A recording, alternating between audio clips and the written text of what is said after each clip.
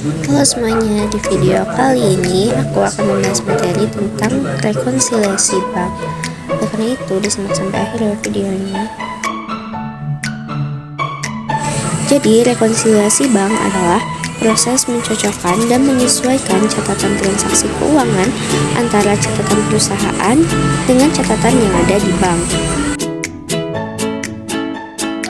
Lalu di sini ada manfaat dari rekonsiliasi bank. Yang pertama itu untuk membantu menemukan kesalahan pencatatan baik di perusahaan ataupun di bank.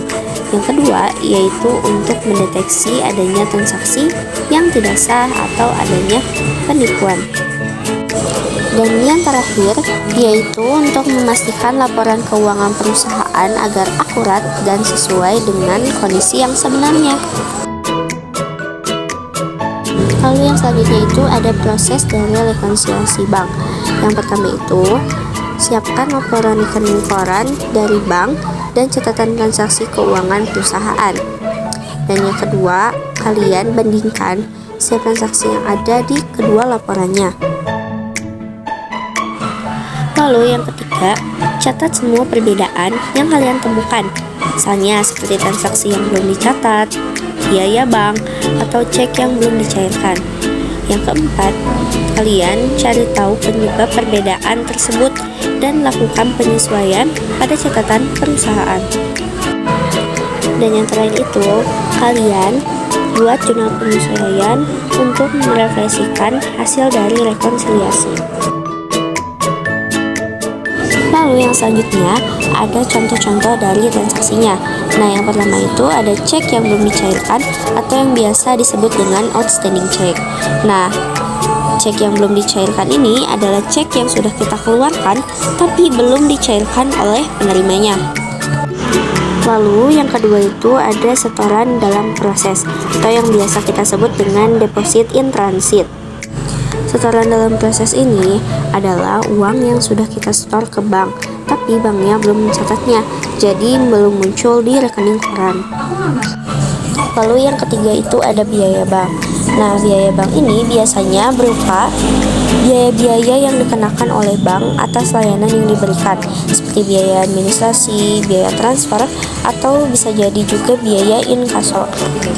Dan yang terakhir itu ada kesalahan catat saat transaksi baik di buku kita ataupun di catatan banknya. Lalu kita lanjut ke praktiknya. Bagaimana sih cara kita untuk melihat dari hasil rekonsiliasinya? Yang pertama kita klik menu accounting. Lalu di dashboard ada tulisan bank dan kita klik titik 3 yang ada di atas. Setelah itu kita klik reconciliation report. Nah, di sini kita bisa lihat bahwa adanya ketidaksesuaian antara saldo pada general ledger atau yang biasa kita sebut dengan buku besar itu senilai $12.000 dan yang di saldo bank sebesar $6.378. Perbedaan antara general ledger dan di bank statement itu senilai $6.666,87.000.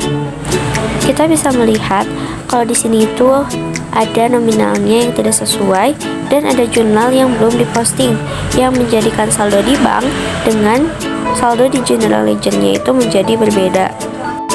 Nah, di sini ada rincian-rinciannya. Dari perbedaannya kita bisa lihat ada beberapa transaksi yang menyebabkan perbedaan antara saldo bank dan catatan perusahaannya. Nah, di sini ada penerimaan yang belum direkonsiliasi. Jumlahnya itu ada 5. Dan pembayaran yang belum direkonsiliasi itu jumlahnya ada 1. Setelah ini kita harus membuat jurnal penyesuaiannya agar saldo antara catatan perusahaan dan saldo di bank itu bisa sama jumlahnya.